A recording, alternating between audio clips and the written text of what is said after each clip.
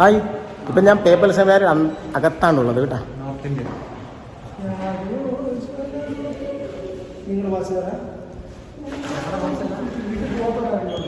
Hello കൂട്ടുകാരെ, മറ്റൊരു വീഡിയോയിലേക്ക് എല്ലാ കൂട്ടുകാർക്കും സ്വാഗതം. അപ്പം ഞങ്ങൾ ഇവിടുന്ന് തിരിച്ചുള്ള യാത്ര തുടങ്ങാൻ പോവാണേ. ഞാൻ എൻ്റെ ബാഗ് കൊടുക്കട്ടെ.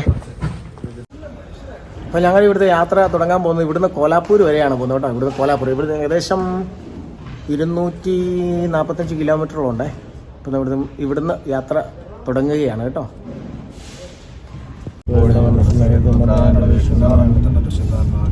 അതിലെ പോലെ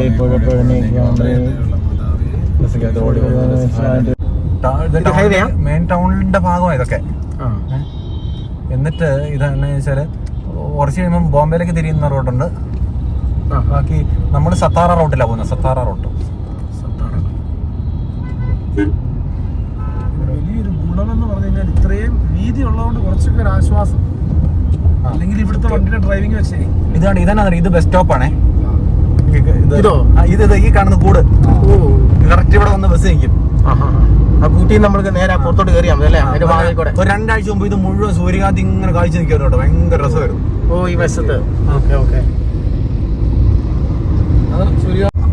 റോഹിത് മെട്രോ കയറിയില്ലേ? നമുക്ക് അത് കാണാം. അവിടുത്തെ എല്ലാ ദൂരവും അല്ലേ? കുഴപ്പമില്ല കേട്ടോ, നല്ല മെട്രോയാ. കേരളം ആഗ്രഹം ഉണ്ടായിരുന്നു അല്ലേ? അയ്യോ, പുള്ള് വട്ടിയും ഇതൊക്കെയാ, പോത്തൊക്കെയാ ഇതിനകത്ത്. അയ്യോ, പിള്ളേര് ഒന്ന് ചോടും. തമിഴ്നാട്ടിലെ ചില പോലെ എന്നാണോ അല്ലേ? ഇവന്മാര് മുഴുവൻ മാലിന്യം കൊണ്ട് തട്ടാൻ വേണ്ടി എപ്പോഴാ അതിനുവേണ്ടി മാത്രം ഉപയോഗിക്കുന്ന ഒരു അമ്പലം ഉണ്ടോ ഇവിടെ ചേർന്നുണ്ടോ?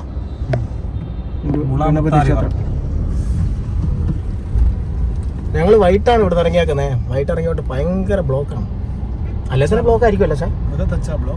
ടൗൺ വിട്ടാലേ കുറച്ച് കുറയുള്ളൂ. ടൗണിന്റെ ഭാഗം മൊത്തം തന്നെ ബ്ലോക്കാ.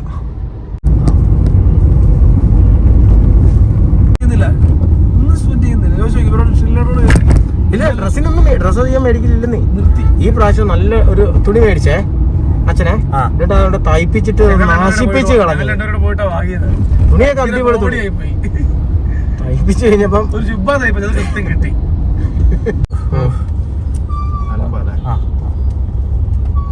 വെള്ളം അടിച്ചിട്ട് ആ ദിവസങ്ങളിലെല്ലാം വെള്ളം അടിച്ച് പാമ്പും കുഞ്ഞുങ്ങളായിരിക്കും മൊത്തം അല്ലേ? റോഡ് നിറച്ചു. ശിവസേന വളരെ പ്രോമിനന്റ് അല്ലേ റോയിച്ച ഇവിടെ? മഹാരാഷ്ട്ര ആയതുകൊണ്ടേ.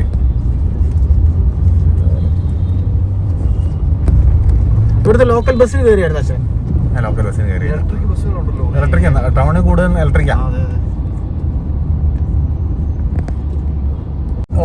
ഒറ്റസംഖ്യ ഉള്ള ഡേറ്റുകളിലെല്ലാം ആ വശത്തെ വർക്ക് ചെയ്യാവുള്ളൂ. 1-3-5-7 ഇരട്ടസംഖ്യ ആണെങ്കിൽ P2 ആണെങ്കിൽ ഇരട്ടസംഖ്യയാണ്. അന്ന് ഇരട്ടസംഖ്യ ഡേറ്റ്സിൽ ഇപ്പുറത്തെ സൈഡിൽ പാർക്ക് ചെയ്യാൻ പാടുള്ളൂ. അങ്ങനെ കറക്റ്റ്. അങ്ങനെ പാർക്ക് ചെയ്തില്ലെങ്കിൽ ഫൈൻ അടിക്കും.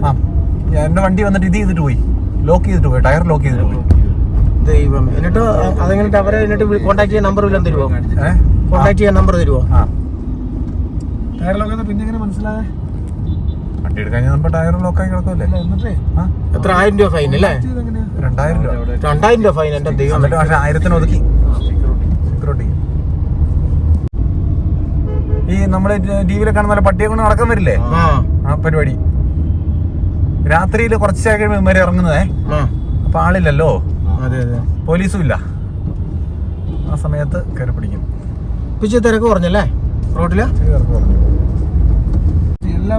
നവരാത്രിയുടെ ഇതാട്ടോ. നവരാത്രിക്ക് ടെമ്പിൾ കെട്ടിയേക്കുന്നത് അടിപൊളി. ഇതിന് മുമ്പില് നിങ്ങൾ ഇന്നലെ പാട്ട് കേട്ടില്ലേ? ഇതിന്റെ മുമ്പിൽ കിടന്നാണ് ഇവന്മാര് കളിക്കുന്നത്. അതാണ് പൂ ഇത്രയും പൂ വരിക. നമ്മള് പോയ ഹൈപ്പർ മാർക്കറ്റ് കണ്ടോ പൂ വിൽക്കാൻ വെച്ചേക്കുന്നേ? അവിടെ ഉണ്ടായിരുന്നല്ലോ.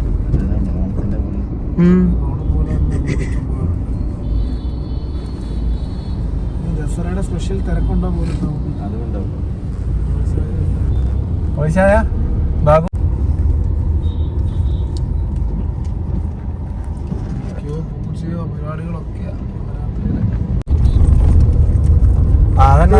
ഫോറസ്റ്റ് ഏരിയ പോലെ ഉണ്ടല്ലേ വണ്ടിയുടെ ഇഷ്യൂ അതാ.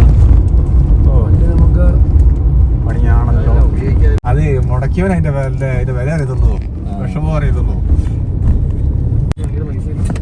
വില കുറച്ചില്ലേ ഇപ്പം? വില കുറച്ചോ? പുതിയ സിസ്റ്റം ആക്കിയില്ലേ?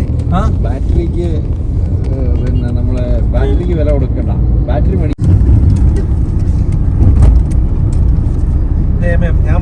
ഞാൻ മരിക്കുന്നതിന് മുമ്പ് ഇവർ നിങ്ങളുടെ സ്വഭാവം നന്നായി പറയാൻ പറ്റില്ല.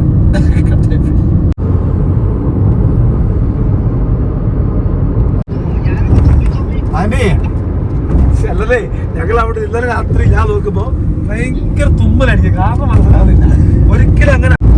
ഇപ്പൊ നമ്മളൊരു ടണലിൽ കൂടെയാണ് യാത്ര ചെയ്യുന്നത് കേട്ടോ.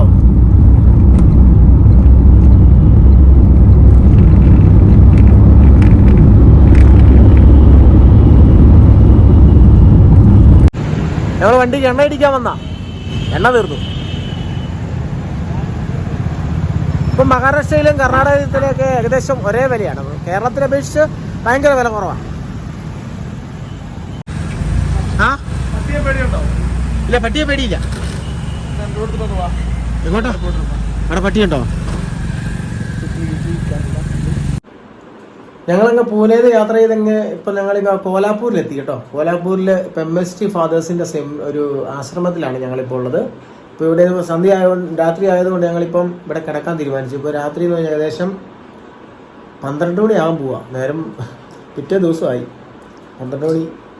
അപ്പം എല്ലാവർക്കും നല്ല ഉറക്കം വരുന്നുണ്ടോ. നേരെ കിടന്ന് അതിരാവിലെ ഏകദേശം ഒരു 4 മണി കഴിയുമ്പം ഇവിടെ നമ്മുടെ യാത്ര പിന്നെയും പുറപ്പെടുകയാണ് കേട്ടോ. അപ്പോൾ ഓക്കെ, അപ്പം നമുക്ക് രാവിലെ ഇനിയും കാണാം. അപ്പോൾ കയറി കിടന്നുറങ്ങാൻ പോവാം.